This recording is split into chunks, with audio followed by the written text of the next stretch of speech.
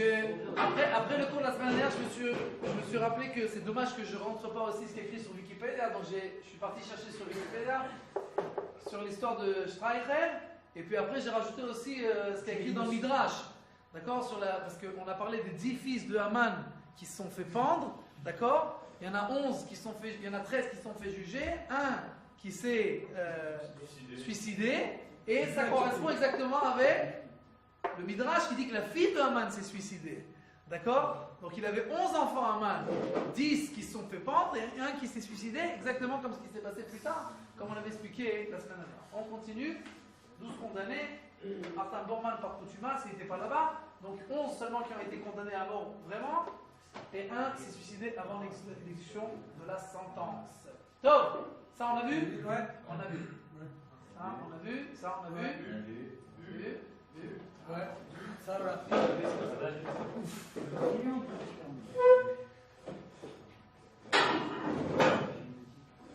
l'a fait.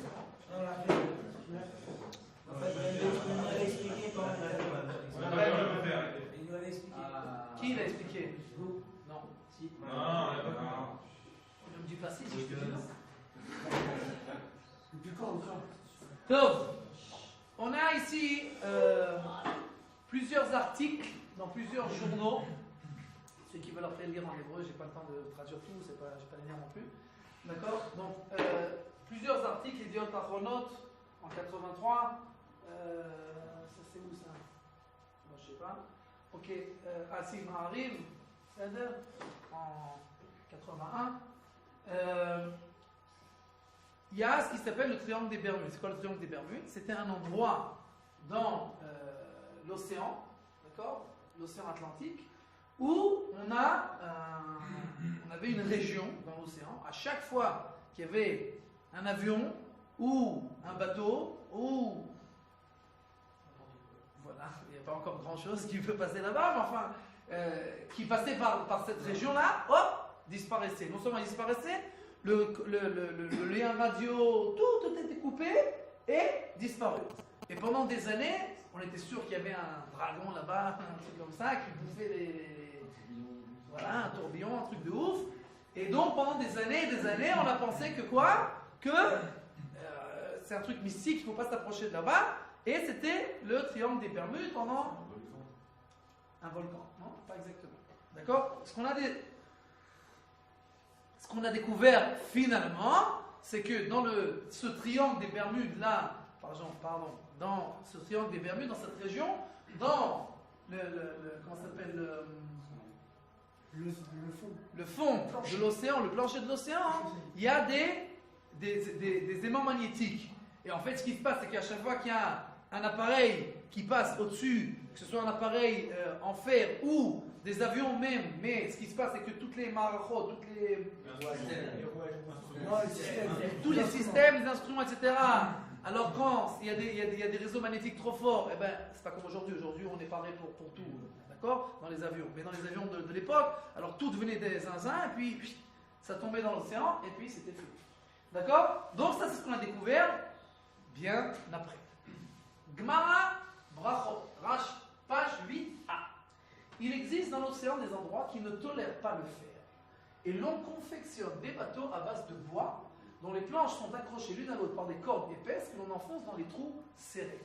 C'est-à-dire dans des radeaux.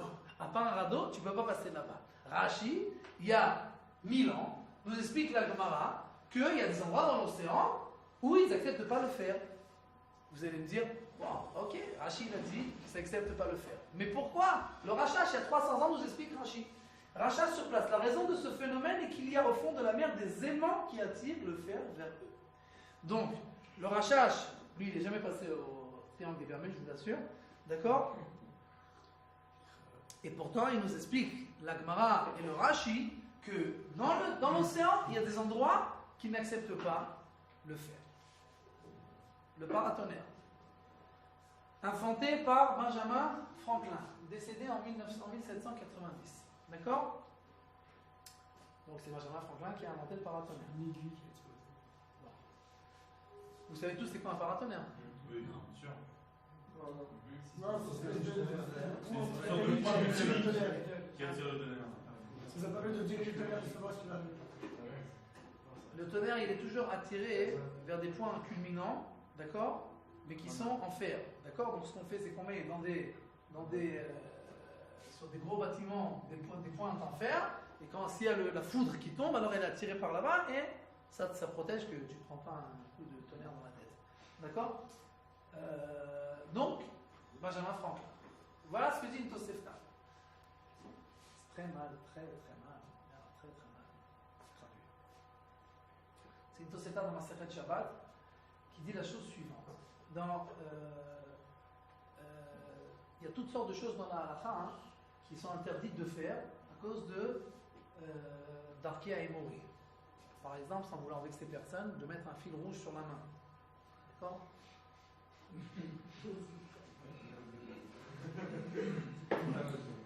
C'est à la mode et il faut faire attention parce que les fils rouges sur la main, il y a des poskim qui disent c'est Avodah Zarah. Parce que qui c'est t'as un fil rouge? Qui c'est qui a un fil rouge sur les pieds? Non, j'ai pas. Pourquoi les gens ils mettent un fil rouge sur la main? C'est pour les vœux, machin. Pour le kiff, pour le kiff, pour le haïnara, pour les vœux. Enfin, tout et n'importe quoi. C'est-à-dire sans aucune raison valable qui est écrit dans n'importe où dans un bouquin. D'accord? Maintenant, il y a écrit dans des bouquins que si on prend un fil rouge et qu'on le met autour du Kever Rachel, on fait 300 fils rouges autour du Kever Rachel et qu'on fait des prières spéciales, etc., alors ça peut faire une certaine protection. Mais les fils que vous achetez, je peux vous assurer, vous donnez la tzedaka à des gens qui sont au kotel et qui vous les donnent pour un shekel ou pour un demi-shekel, d'accord? Ça c'est un fil qu'on achète au chouk, d'accord? Et qu'on peut couper chacun, pas besoin de le mettre sur soi. Maintenant, ce fil-là qu'on met sur soi, c'est rien que le fun, parce que tous les Français, ils adorent dire j'étais au kotel, donc j'ai un fil rouge avec moi, donc oubliez, il ne faut pas mettre ça.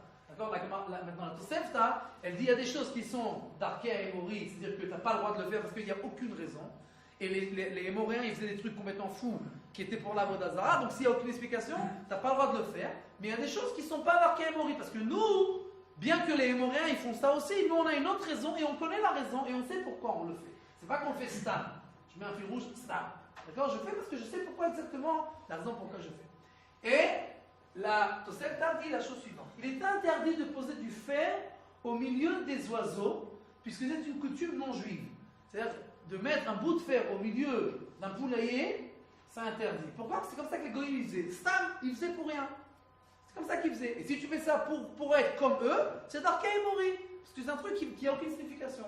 Mais, si c'est une protection contre le tonnerre, c'est permis.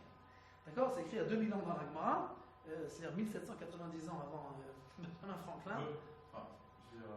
Déjà, les paratonnerres, c'est venu du part de l'idée que la foudre tombe souvent sur les arbres, donc des choses en hauteur, et puis il suffit de tester une fois le paratonnerre pour voir que ça marche. Il n'y a pas besoin d'être un génie pour voir que le paratonnerre, c'est un paratonnerre. Pourquoi on disait vraiment un qu'il a inventé là? C'est parce qu'il a Il a commercialisé. il y a énormément de tu sais, le nombre de formules, d'inventions.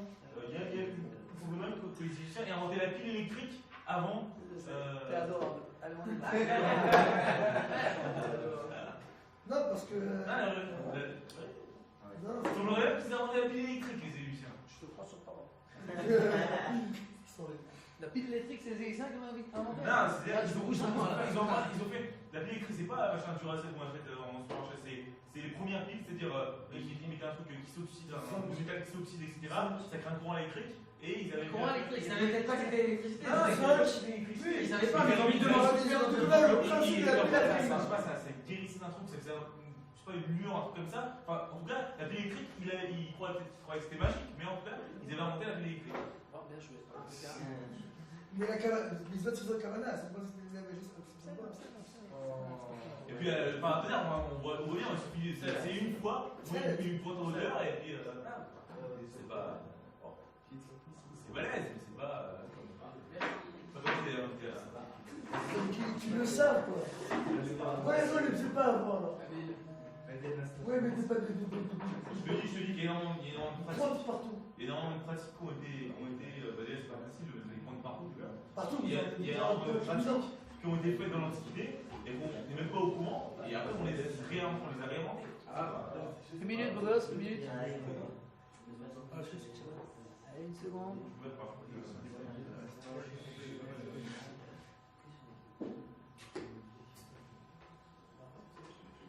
Oui, c'est ce qu'il a inventé.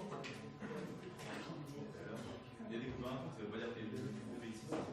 Non, nous, ça va avant.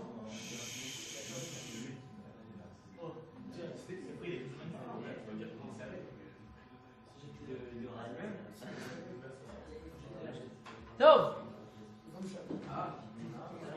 Pour l'histoire du temps est-ce que on sait si oui ou non, et si oui, est-ce qu'il y a des preuves dans le texte, si les rabbinim à l'époque ils connaissaient l'existence de l'Amérique ou pas du tout? Est-ce qu'on sait que dans ces époques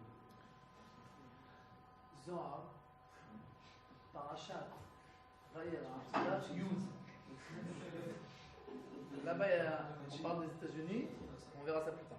Au niveau géographique, je parle, pas au niveau de genre, la puissance des réalistes. C'est le Zohar, c'est dans la Mishnah Baruch. Au niveau géographique ou quoi? Oui, oui. Tov. Papyrus, le papyrus d'Ipouva.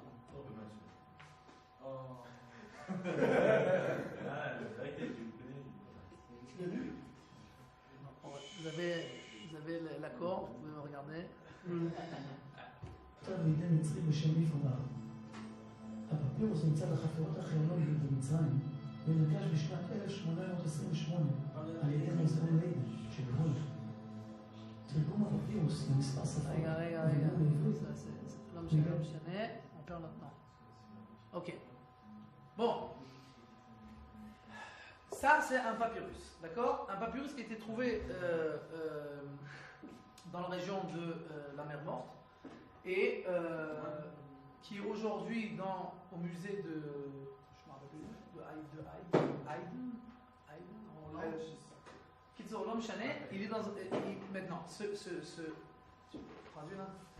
Donc le papyrus, il a été bien entendu traduit, ça a pris énormément de temps. Pourquoi? Parce que c'est un papyrus qui est écrit en langue égyptienne très ancienne. Et ce papyrus, en fait, c'est un Égyptien qui s'appelle Ipouvar, qui l'a écrit. Et ce Ipouvar-là, c'est plusieurs pages. Une partie s'est effacée, bien entendu, avec le temps et l'eau, etc. Donc, il s'appelle Ipouvar, et il explique que lui, c'est un Égyptien qui vit en Égypte, et il relate des faits qui se sont passés pendant qu'il était vivant. C'est un historien, donc il a écrit plusieurs choses. Il n'a pas écrit que ce que je vais vous montrer, il a écrit plein de choses. Mais une partie des choses qu'il a écrit, c'est ça. Donc là, c'est les pages et les lignes, d'accord? Anna, maintenant, quelque chose d'assez extraordinaire, on voit qu'en fait, il parle des Esev Hamakot, d'accord? Il parle des diplés, et en face, ce qui est marqué, c'est la correspondance dans la Torah, d'accord? De ce que lui, il écrit, ce Ipouvar-là, et ça a été, entre parenthèses, ça a été daté au carbone 14, comme tout ce qu'on trouve dans l'archéologie, ça a été daté au carbone 14, il y a 3300 ans, c'est-à-dire environ à l'époque de la Yetziat Mitzrayim, de l'époque où on est sorti d'Égypte. Anar ou Dam, ויפרו כל המים אשר ביאור לדם, דם בכל מקום, ויהיה הדם בכל ארץ מצרים. האנשים נרתעים מלטעום בני עדות טמאים למים, אלה ממנו זה עושרנו, מה נעשה? Qu'est-ce qu'on peut faire? On n'a pas d'eau, on va mourir de soif. ויחפרו כל מצרים, כי לא יכלו לשתות ממימי היאור. כל החיות ליבם בוכה, toutes les bêtes, non pas toutes les bêtes sauvages, les bêtes sont malades. הנה יד השם היה במקנה, אשר בשדה בסלים החמורים וכולי. אמנם כן נאכלנו על ידי האש, on s'est fait manger par le feu, והשם נתן קולות וברד ותלך אש ארצה. אמנם כן הושחת כל אשר אתמול עוד נראה, האדמה נשארה ללאותה כמו אחרי קציר פשתה, il reste plus rien, tout s'est fait dévorer, toutes les récoltes sont fait dévorer, ויעל הרבה ויאכל את כל עשב הארץ ואת כל פרי העץ אשר הותיר הברד. אין למצוא פירות ולא ירק. בקיצור, הייתה צעקה גדולה במצרים, הנעמה נשמעת בכל הארץ מעורבת בקינות. On a entendu un grand hurlement pendant la nuit en Égypte, et ce hurlement a été mélangé avec des quinotes. Des quinotes, c'est des attends une seconde. Des méloménies.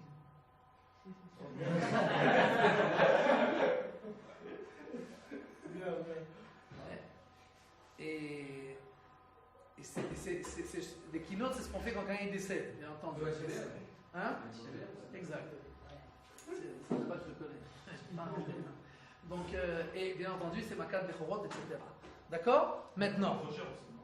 Oui, il y a encore plein. Mais, donc, un papyrus qui est découvert, qui est traduit par des goïms, d'accord, qui nous explique que ce qui est écrit dans la Torah, la sortie d'Égypte, c'est pas comme ce qu'ils sont en train de vous enseigner à l'université ici en Israël, de Bikoret Hamikra, que en fait la Torah, en fait c'est un bluff, la Torah qui ne s'est jamais passée en fait, et que c'est des gens qui ont écrit ça dans plusieurs générations, etc., etc., etc.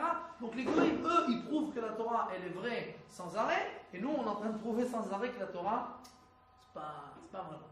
D'accord? Maintenant, à part ça, d'accord, quelque chose d'assez intéressant. Ma'arif, comme vous savez, c'est pas exactement un journal qui est pro-religieux. D'accord? Il n'aime pas beaucoup les religieux. Donc s'il y a écrit quelque chose qui est pour les religieux, alors on peut croire, surtout si c'est écrit dans Ma'arif. D'accord? Qu'est-ce que c'est que cet article? Cet article-là, il relate un fait qui s'est passé en Israël en 1987. En 1987,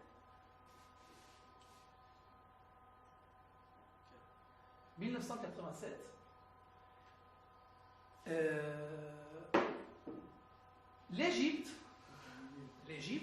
attaque l'État d'Israël en justice. Pourquoi? Parce que dans les pyramides des pharaons égyptiens, on a découvert des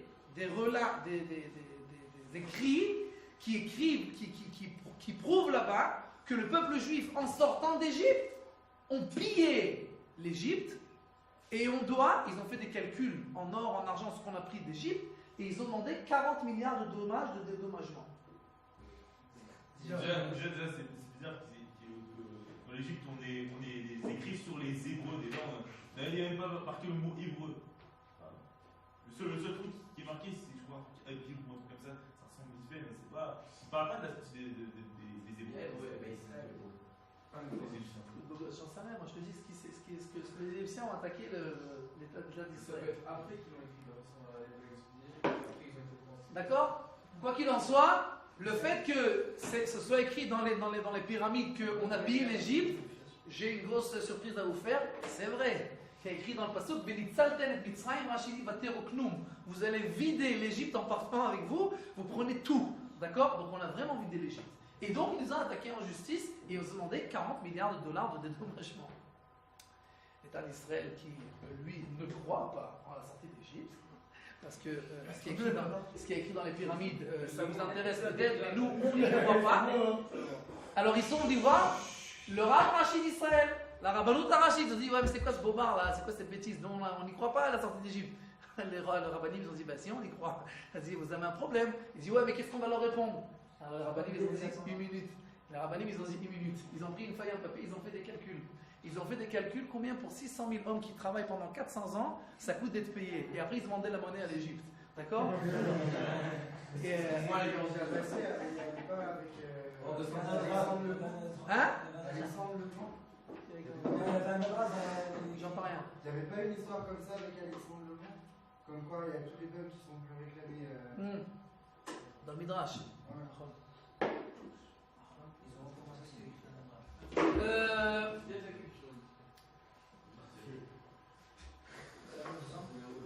Maintenant, un petit film de 40 minutes. Non, je rigole. Ça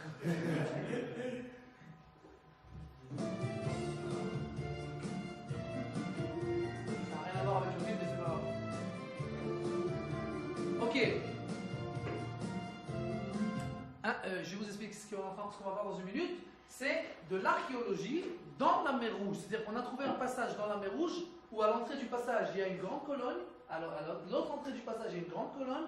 Ils ont fait des calculs, ils ont fait par rapport à où les Juifs sont sortis et où ils sont arrivés par rapport aux Psukim. Et ce qu'on trouve dans le sol, dans ce passage-là, qui a, et c'est assez impressionnant.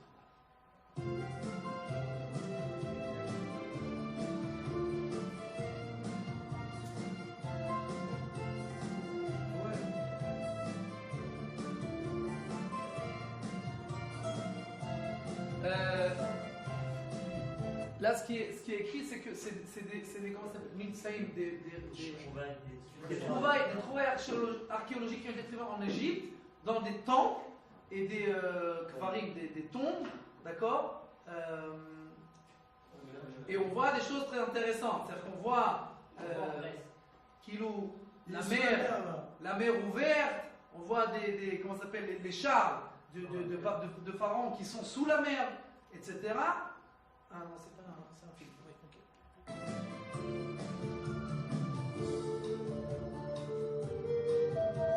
Donc le chercheur Ronald Eldon Wyatt, je sais pas comment on dit ça. Donc, il a fait des recherches sur le Mifrat Akaba pour voir où c'est l'endroit le moins profond. D'accord? Et alors, donc à l'endroit, il a fait des calculs pour savoir où c'est que c'est l'endroit le moins profond pour passer d'un endroit à l'autre de la mer Rouge. Et quand il a fait ces calculs-là avec l'avion par satellite, donc à l'endroit où il est arrivé, il vient sur place et juste à l'endroit où il a fait ces recherches-là, c'est ça ce qu'il a découvert sur place. D'accord? Et sur ce... C'est pas un bâton, c'est une montagne. C'est un pylône. C'est un pylône énorme. D'accord? C'est très très grand. Et oui. Et il y a écrit dessus plein de choses. Et en hébreu, c'est une partie qui écrit en hébreu, une partie en hébreu très très très archaïque. Et donc là-bas, il y avait écrit l'Égypte, la mort, Paro, Moshe, Yudke Vavke, le nom de Dieu, Shlomo Amelech.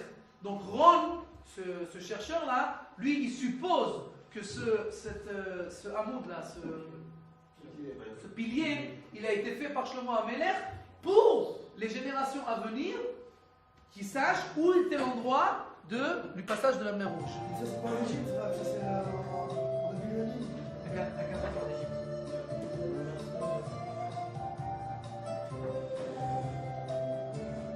Maintenant, quand ils ont fait de la plongée, ils ont trouvé dans le sol, ça c'est une roue. Hein. Maintenant, il faut savoir que c'est des roues là, enfin c'est ce qu'il a dit sur ce chercheur là, que chaque peuple avait des sortes de roues différentes. D'accord? Et ça, ce qu'on sait nous de l'archéologie égyptienne de l'époque, c'est exactement les roues de cette espèce-là qu'il y avait. Pas seulement des roues, on va trouver des corps, des épées, toutes sortes de trucs. Tout ça dans le passage. Donc on a trouvé comment ça s'appelle des chars d'or. Voilà, des parties de chars en or, etc.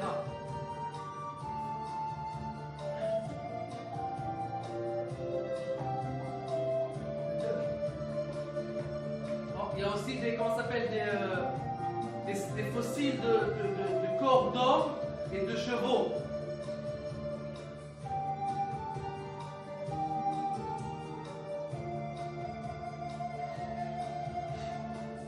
Donc,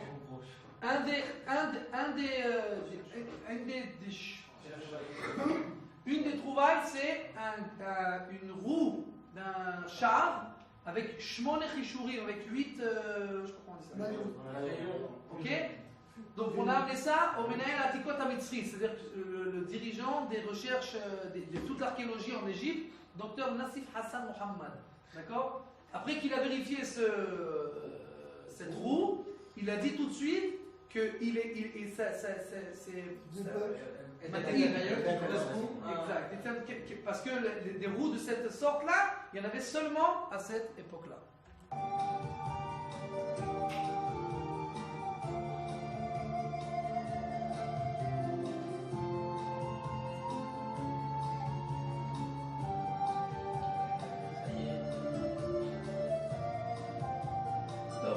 Elle a dit que c'est l'endroit le moins profond.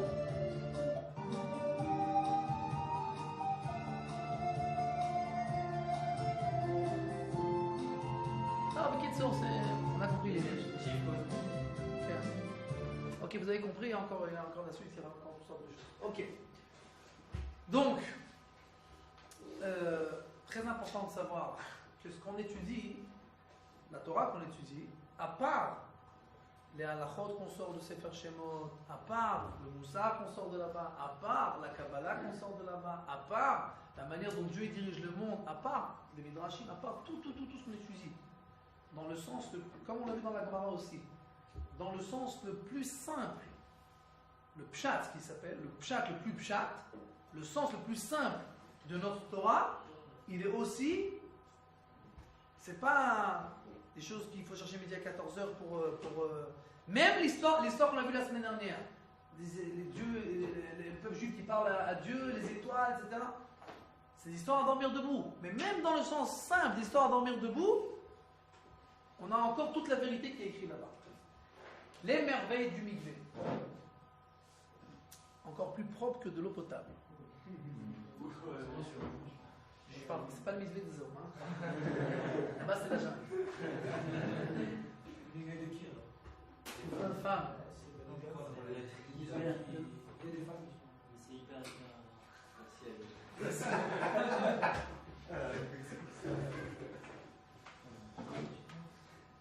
Bon, ça, bien entendu, c'est.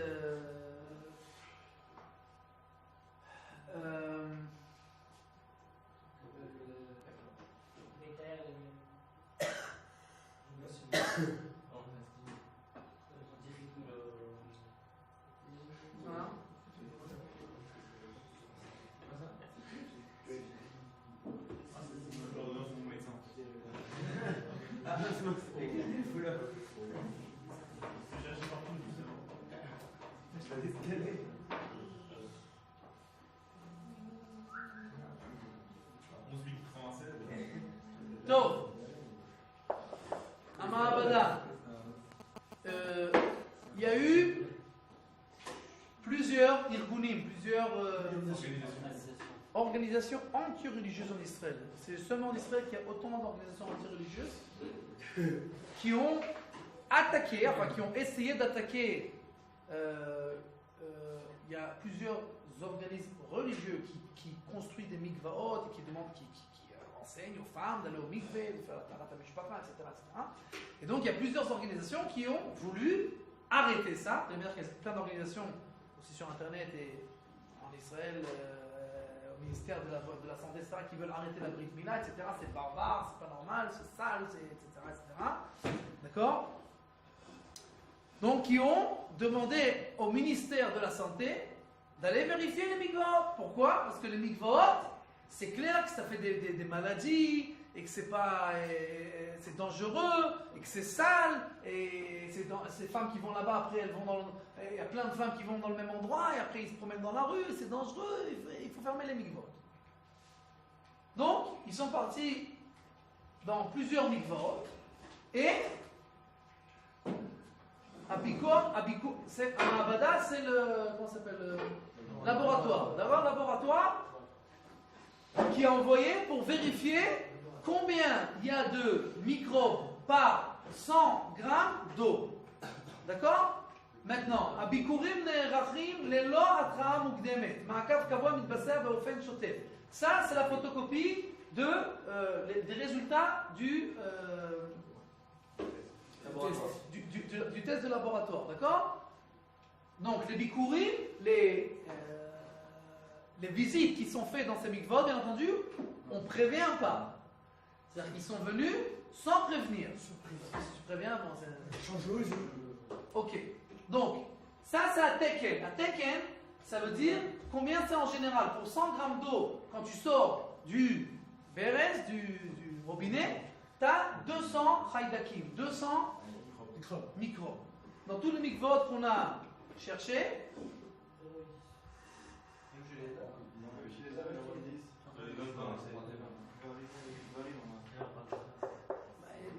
il y a des microbes propres, hein, c'est pas que tout comme Kochab Yaakov, il y a aussi des microbes propres. D'accord? Donc, moins de 10, c'est-à-dire moins de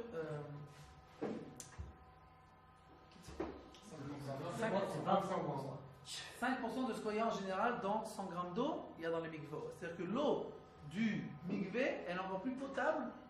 Je ne dis pas qu'elle est propre, mais qu'elle est plus potable. D'accord? Qu'elle est plus, moins dangereuse que du robinet. Il y a des autres achronot. D'accord? Docteur Doron Gil, qui explique comment, d'un point de vue médical aujourd'hui, on est persuadé, d'un point de vue de la médecine, que ceux qui gardent le taharat hamishpacha, la menstruation de la femme, par rapport à la halakha, ben, ils sont sauvés, protégés du sartan harechem. D'accord? Sartan harechem, c'est le cancer de l'utérus. D'accord? Maintenant, c'est pas compliqué, c'est pas de la magie, hein? C'est pas que c'est de la magie. C'est que. Oh, vous êtes pas encore mariés. D'accord? Ok. Mec, c'est pour bientôt.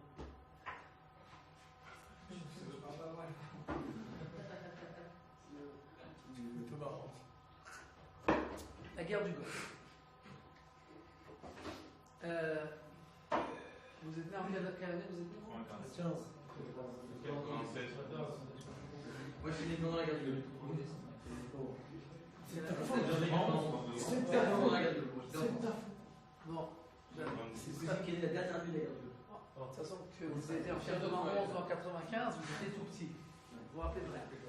Moi, je vous dis que moi, je devais avoir 15 ans quand il y avait la guerre du Golfe. Et on était en France, à Paris. On habitait à Paris. Et les parents de ma mère et tous ses frères et sœurs, ils habitent en Israël. D'accord? La guerre éclate. On est tous stressés, bien entendu. Et puis un jour, ma mère, elle arrive chez mon père. Et elle lui dit je pars en Israël. Je dis pardon? Où tu vas? En Israël. Mais pourquoi? J'ai trop peur ici. T'as trop peur ici? Oui, mais là-bas, c'est la guerre. Il y a des missiles, des scuds, on peut pas. Elle dit bon, je m'en vais. Et elle est partie. Elle nous a envoyé plein de photos très sympathiques. Elle était folle de joie avec le masque à gaz, on allait mourir de peur. Et elle était folle de joie. D'accord? Et quand j'étais, moi, à Lucien de Hirsch, il y avait un Rav qui est encore là-bas, qui s'appelle le Rav Wolf. Vous connaissez le Rav Wolf, Lucien de Hirsch? Rav Moshe. Il était déjà à l'époque. Et il était au Beth Midrash en haut. Et un jour, moi, je monte au Beth Midrash pendant la guerre. Et le Rav Moshe Wolf, il donne un cours. Et il dit, le Rabbi Dubavitch, il a dit qu'il ne faut pas avoir peur en Israël. C'est l'endroit le plus sûr du monde. Je dis, ouais, le plus sûr du monde, ouais, c'est ça. Ouais. Il dit, et le Rabbi, il a dit, et ça je vous dis, c'est en plein milieu de la guerre. Hein. Le Rabbi, il a dit que personne ne mourra pendant la guerre du Golfe et qu'il y aura 39 scuds et que la guerre se terminera à Purim. Je dis, ton Rabbi, c'est vraiment un prophète. Vraiment, s'il peut dire tout ça, c'est un vrai prophète. Je peux vous raconter que la dette que j'ai fait quand mon Rav de la communauté, le Rav Claude Zafran, il est monté à la Teva en plein milieu de la Megillah pour dire que la guerre est finie, qu'il y a eu 39 scuds, qu'il expliquait pourquoi 39 scuds. J'ai fait une tête, c'est pas possible. Le Rabbi, c'est vraiment un prophète. D'accord? Et maintenant, ce qui s'est passé en Israël, c'était un gag. Pourquoi un gag? À la même période, rien que pour comprendre un peu qu'est-ce que c'est un Scud. Un Scud, c'est un missile qui va à peu près d'ici jusqu'à là-bas. Jusqu'au bout de la chambre. D'accord? Un Scud, c'est un missile. Maintenant, il faut comprendre. Quand il y a un attentat dans un autobus, une charge explosive d'un mec qui veut se faire exploser, un kamikaze, les ceintures explosives, c'est environ entre 2 et 3 kilos d'explosifs. D'accord? Entre 2 et 3 kilos d'explosifs, on a environ 15 morts, 30 blessés, 40 blessés, 50 blessés.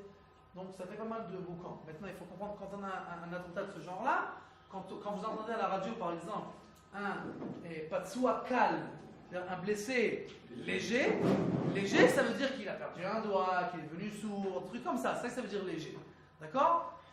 Maintenant, rien que de là, et on devient sourd pendant un attentat de ce genre-là à cause du hedef, du souffle.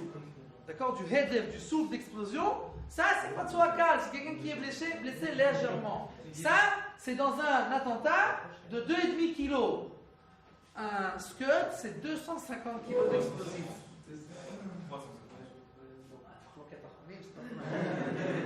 D'accord? 200, on va faire ça à la coupe, on va couper en deux, ça fait 300 kg d'explosifs. 300 kg d'explosifs à Zelonaïm. Si tu rencontres un scud, c'est la dernière fois que tu rencontres quelqu'un. C'est de là jusqu'à là-bas. D'accord? 39 scuds sont tombés sur l'État d'Israël. Rien que pour qu'on se rende compte et qu'on se réveille un peu des miracles qui se passent. À la même période, d'accord? En Afghanistan, Atqafat Scudim. Il y a des scuds qui ont été tirés sur la populace. 300 personnes sont mortes, 700 ont été blessées, et m'arrive, d'accord? Et c'est en 1991, hein? C'est-à-dire que c'est pendant la période de la guerre du Golfe. Au même moment, en Afghanistan, Dieu nous dit, mais ne rêvez pas. Si vous avez des scuds qui tombent sur votre tête et qu'il n'y a personne qui meurt, c'est pas normal. Parce qu'une fois, il y a des attentats de scuds en Afghanistan, 300 morts et 700 blessés. Un scud de 300 morts et 700 blessés? Non, Atkafat Scudim. Je ne sais pas combien il y en a eu. C'est l'obéchané. Ouais. Quoi qu'il en soit, il y a 300 morts, 700 blessés en une attaque. D'accord? Maintenant, c'était devenu tellement marrant en Israël. Ce qui se passe, c'est qu'à la fin, c'est devenu un gag. Mais je vais d'abord vous expliquer ce qu'on va voir. D'accord? Pourquoi? Parce que ce qui se passait, c'est qu'on va voir plusieurs non. Plusieurs cas de bombes qui sont tombées, de missiles qui sont tombés. Et ce qui s'est passé en fait, c'est que tous les endroits où il y avait des gens, rien ne se passait. Tous les endroits où il n'y avait pas de gens, tout sautait, explosait, etc. Il y a quelques mois, on a fait la guerre avec le Hamas. Vous vous rappelez? Mahmoud Aman, etc. Vous vous rappelez? Il y a un an. Quelques mois, c'est un an. Ok. Mahmoud Aman. Donc, on a fait la guerre avec le Hamas, d'accord? Maintenant, je n'oublierai jamais que j'ai vu sur Internet, il y avait le porte-parler de l'État de l'armée israélienne qui parle en arabe, d'accord? Et qui se fait Merouyan, il se fait interviewer à la Al Jazeera, à la télévision. Ça commence à bugger comme ça. Non. Parce que c'est qu'ils ont fait des trucs aussi par rapport à satellite et à internet, et chaque fois qu'ils parlaient à la télé, ça bloquait, ils ne pouvaient pas y avoir plus de réseau tellement ils ont fait des trucs. Mais là, tu vas voir, c'est plus intéressant. Donc, ils ont fait une interview avec le porte-parler de l'armée israélienne, et maintenant, la femme là-bas, celle qui fait l'interview, une arabe, elle lui pose des questions. Et elle lui dit, mais pourquoi vous tirez sur nous? C'est une très bonne question. Mais parce que vous tirez sur nous. Alors qu'est-ce qu'elle lui répond, énervée? Oui, mais nous on touche jamais. Et comme ça, genre, alors elle lui dit, mais qu'est-ce que tu veux qu'on attende que vous touchez? Ça que vous n'avez pas tiré, c'est votre problème. Et comme ça, elle dit, mais nous on touche jamais. Parce que quand il y avait la guerre et que tous les jours, on entendait à la radio qu'il tombait tellement de bombes à Ashdod, à Ashkelon, à Beersheba, etc. Tous les jours, des bombes. Et à chaque fois que j'entendais, ça me rappelait le gag de Gad Elmaleh. Depuis qu'il y a le téléphone, Paris c'est devenu une ville souterraine. Parce que depuis que nous on est en Eretz Israël, à chaque fois ils disent, il y a 3 bombes qui sont tombées. Shtachim Ptuchim.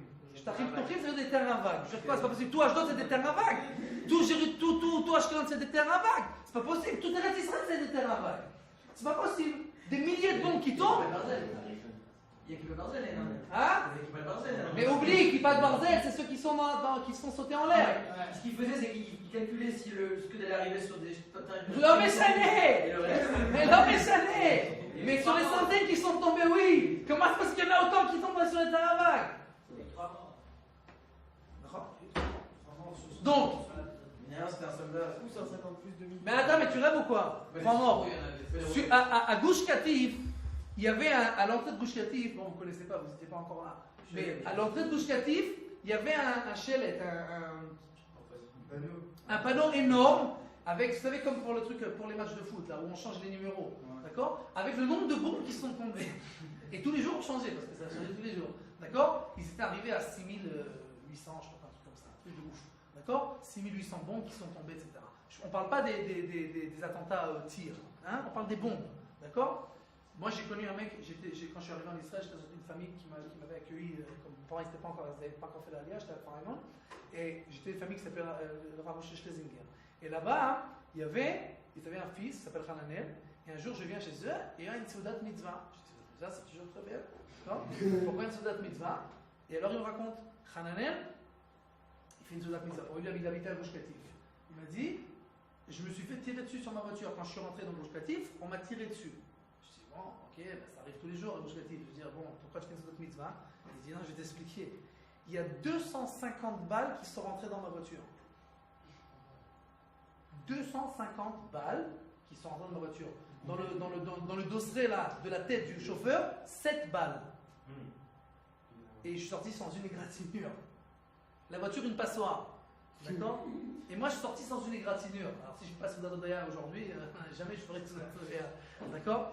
Donc, maintenant, ce qui s'est passé, c'est que les bombes, elles tombaient. Il y a une bombe qui est tombée chez ma tante. Elle s'est Pitoire, en plein dans son jardin. Le jardin a explosé, mais la maison est restée. D'accord? C'est assez extraordinaire. Donc, tout endroit, maintenant, il y a, c'est une photo qu'on va voir, à Savion, une bombe qui est tombée sur une villa. Boum, sur la villa, sur le toit de la villa. Il y avait quelqu'un dans la villa. La villa est tombée autour de lui. Le chien qui était à côté de lui est mort. D'accord? Mais lui, non. Maintenant, c'était tellement comique. C'était tellement comique. C'était la guerre du. C'était une guerre très comique, très comique. Et c'était tellement comique, c'est que, qu'est-ce qui s'est dit? Une minute. Eh, où elle est? Bon. Voilà. Le chien est mort. Attends, c'est pas souvenir ça. Il y a qui le chien est mort là?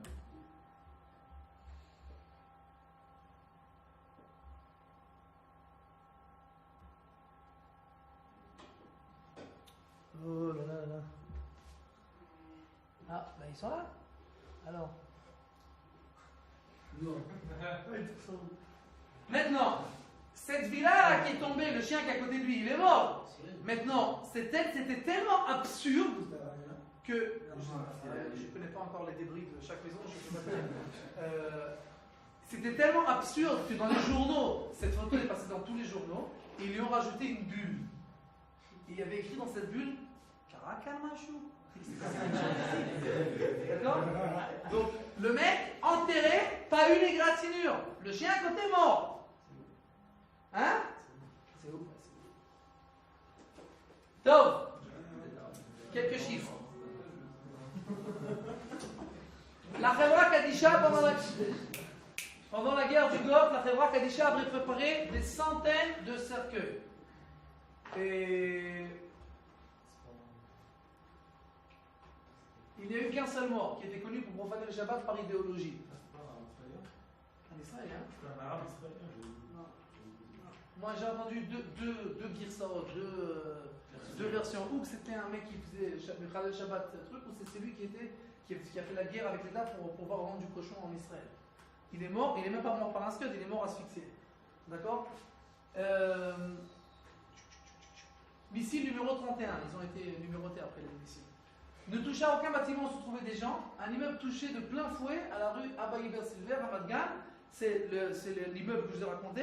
Vous cherchez sur internet Rov Abba Silver à Madgan et vous verrez que il y avait des gens aux toilettes, le salon a explosé. Il y avait des gens dans les escaliers, la maison a explosé. Il y avait des gens dans les...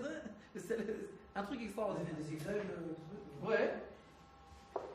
Bnei Brak. Un scud qui est tombé à Bnei Brak, 1400 appartements endommagés, des fenêtres sont brisées, les meubles s'effondrés et tout le monde est sorti vivant. D'accord? Abdelwak, c'est pas la ville où il y a une protection spéciale. C'est possible. Missile numéro 1. Bet Dani à Tel Aviv. Tout l'immeuble s'est effondré sauf les toilettes, où il y avait une personne qui était là-bas.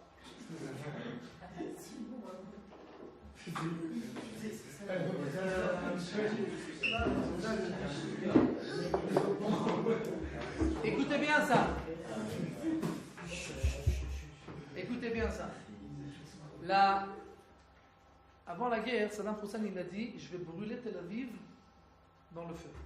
D'accord? Et le but du jeu de Saddam Hussein, c'est quand il avait les missiles, ils essayaient de viser, hein, c'est pas qu'ils tiraient au pif. D'accord? Ils essayaient de viser quand même.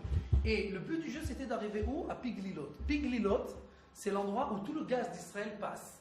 C'est des grands. Hein? Grand réservoir. Oléoduc. Sur le pétrole, le gaz. Gazoduc. C'est très joli mot. Laisse oléoduc. D'accord? des grands canaux, des grandes canistrons qui vont passer le gaz de tout Israël. Piglilot, ça s'appelle. D'accord? Maintenant, ce qui s'est passé, Saddam Hussein, il est arrivé et il a tiré un missile, un Scud qui est tombé, boule sur Piglilot. Mais, miracle par miracle. C'est deux miracles, un dans l'autre. Un, d'abord, le missile était à quart. À quart, ça veut dire que il n'a pas explosé. D'accord? Ça c'est stérile. Un, il n'a pas explosé. Mais je vous rappelle qu'un missile de cette taille qui tombe, même sans exploser, parce qu'il a. C'est un EDF de ouf. Un EDF, c'est. Voilà, le souffle. Rien que de ça, tout aurait dû exploser. D'accord? Mais qu'est-ce qui s'est passé? 2 semaines avant, première fois dans l'histoire d'Israël, il y avait une fuite à Piglilot. Donc tout le gaz avait fait passer par une dénivellation. Rien que 2 semaines. Il est passé par une dénivellation. Donc c'est tombé boule à l'endroit où il n'y avait pas de gaz. Comment les gens expliquent ça? Les religieux. Dans les journaux, Ouais, la chance. c'est dans la même guerre, tous les gens visitent les toilettes et les machins pour visiter. Attends, je vais vous montrer un truc. Il regarde aussi les banques. Il y a un mort. C'est la musique. Un mort, c'est le côté. Ouais, gars. Un mort entre deux. 10 000 morts. 700 morts en un scoop. 300 morts en un scoop. Ah bah, il dit ça.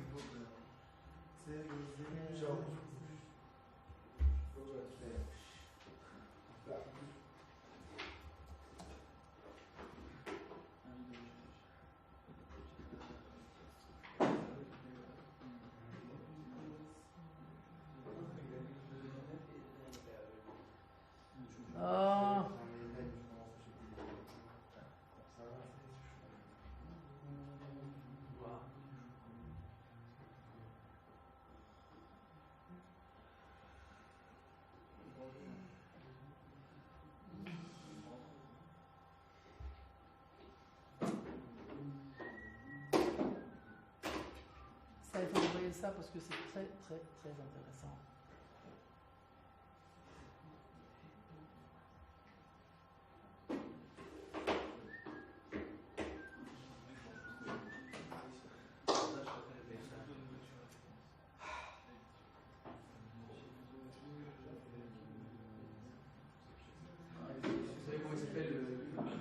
C'est ça, je ne me rappelle plus.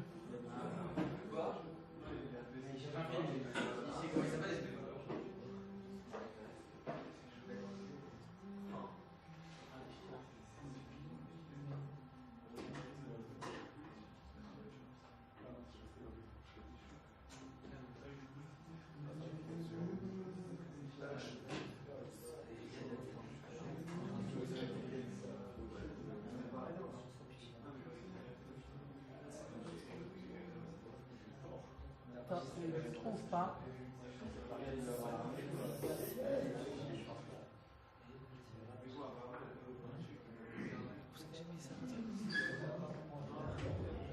Mais le nom, vous avez tapé tout à l'heure, c'est pas ça?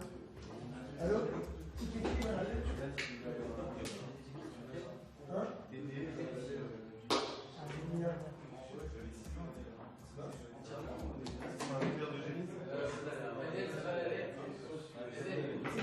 C'est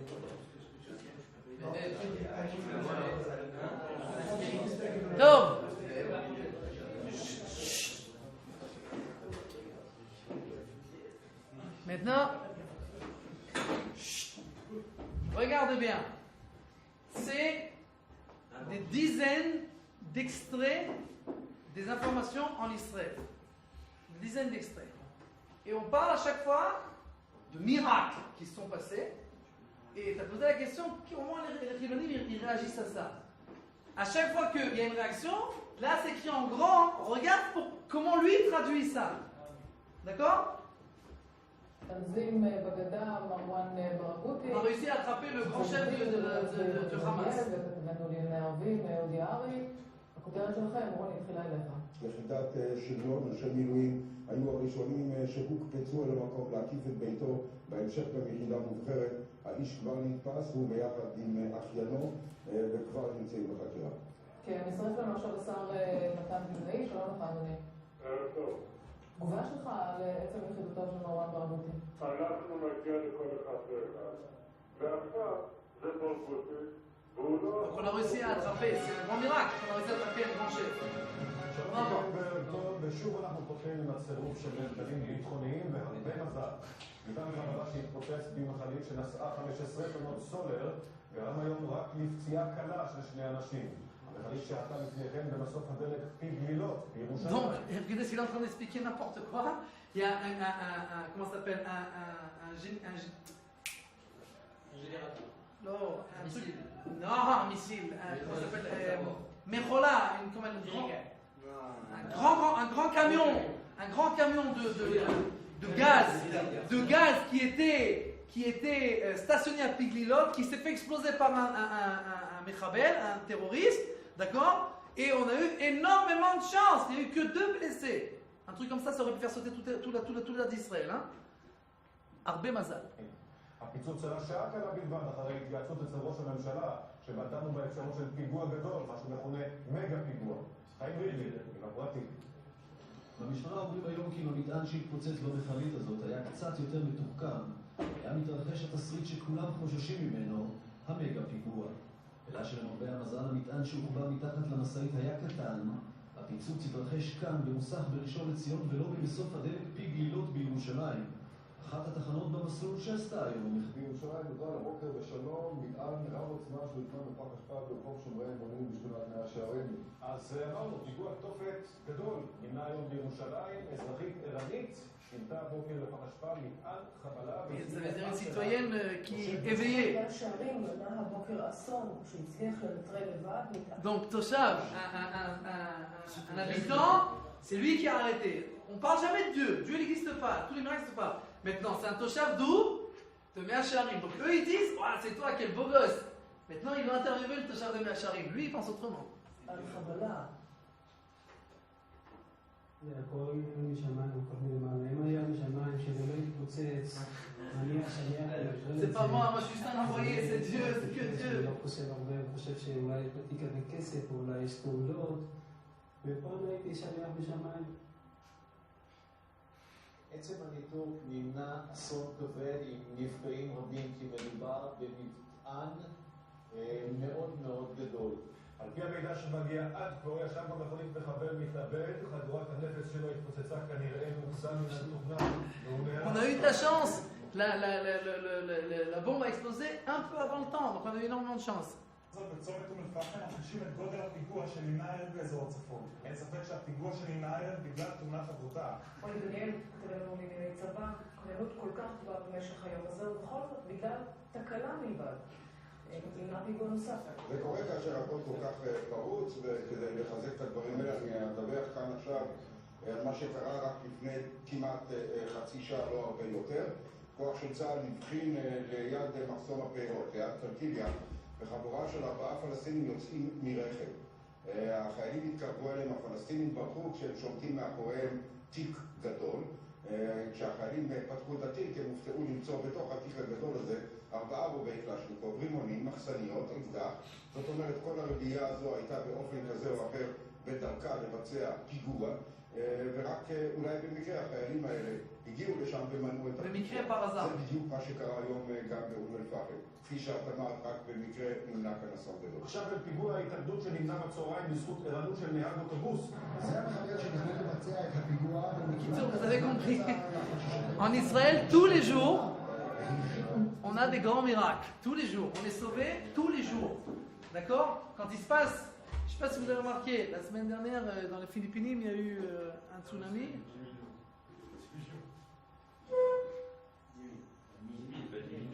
Non. Pour l'instant, on est à 4005. Ok, l'homme chanez. D'accord? Hein? Il faut comprendre quelque chose. Quand il se passe quelque chose chez les Goïms, on voit tout de suite qu'il n'y a pas de Hashgacha. Moi, je me rappelle une fois quand je devais aller à l'ambassade belge, d'accord? Et je suis passé par le train. Et quand tu passes par le train, il y a un tunnel là-bas. Et il y avait une fille qui distribuait un journal. Alors moi, je ne lis pas les journaux, donc je dis non merci, etc. Quand je suis revenu pour retourner à Jérusalem, elle était encore là. Je dis ok, tu me fais de la peine de mettre ton journal, d'accord? J'ai pris le journal, je l'ai mis, et quand je suis rentré dans le comment ça s'appelle, dans le train, je l'ai mis à côté de moi sur le siège. Et puis à un moment, mes yeux, ils ont capté un truc assez intéressant. C'était à l'époque du premier tsunami qu'il y avait eu. Je me rappelle combien il y avait eu de morts au premier tsunami? 400 000. 300 000 et quelques. D'accord? Mais on était encore au début, il y avait seulement 70 000. Maintenant, nous, quand il se passe un attentat où il y a 3 morts, ça fait la une des journaux dans le monde entier. D'accord? Maintenant, moi, je regarde et je vois un truc hallucinant. C'était sur la première page, en bas de la première page, dans un petit carré comme ça, il y avait écrit 70 000 morts. C'est pas possible. Chez les Goïms, quand il y a 70 000 morts, c'est un petit carré de rien du tout dans les informations. Et nous, tu prends toutes les guerres d'Israël, tous les attentats, tous notre rachim, tout ce que tu veux. Même les gens qui sont morts naturellement, t'arrives à 70 000. D'accord? Donc on voit que Dieu, même dans les pires des catastrophes chez nous, on voit la Hashgacha. On voit la Hashgacha tout le temps. Tu vois tous les jours, il y a des attentats. Tous les jours à la radio, tu as demandé comment ils réagissent. Ben, tu sais, quand on ne veut pas être religieux, on trouve toujours des explications. C'est par hasard, on a eu du bol, ça sautait avant le temps, on a eu de la chance qu'il y ait quelqu'un qui était justement là-bas, au bon moment, au bon endroit, etc. Maintenant, comme il a dit Mendel, comme il a dit si bien, le hasard, c'est 1 fois, 2 fois, 3 fois, pas 100 fois par semaine. D'accord? C'est-à-dire plus de hasard. Mais nous, on ne voit pas. D'accord? Donc, ça, et ce qu'on va voir la semaine prochaine, la semaine d'après, etc. Quelqu'un qui réfléchit 1 minute, il dit, on ne peut pas tellement discuter, je veux dire, c'est des faits, c'est des choses que dans le monde entier tu peux vérifier, pourtant, c'est pas compliqué. Quand on va faire un cours, sur l'évolution, d'accord? Alors, c'est un cours qui est basé entièrement sur les sciences. Que sur la science, rien de la Torah. La Torah, ça ne nous intéresse pas dans ce cours-là. Ce qui nous intéresse, c'est ce qu'elle dit de la science. Et tu verras l'absurde des choses, et tu verras ce que les scientifiques disent et écrivent, et tu verras ce que pourtant les gens enseignent. Pourquoi? Parce que si je viens d'un singe, je n'ai pas besoin de rien faire dans ce monde-là, je fais ce que je veux comme un singe, mais si j'ai une Torah, même si je suis chrétien ou musulman, n'importe quoi, j'ai une religion, donc je suis censé avoir un but dans la vie, et si j'ai un but, il y a des choses à faire. Et si j'ai des choses à faire, je suis obligé. Et si j'ai obligé, je n'ai pas envie. Donc je n'ai pas envie, donc je suis un singe. Tu comprends? On appelle ça aujourd'hui dans la science la date de la religion de l'évolution. D'accord? La religion de l'évolution. Parce que c'est devenu une religion qui a remplacé les autres religions. Et ça, on verra ça plus tard. Oui, ça s'appelle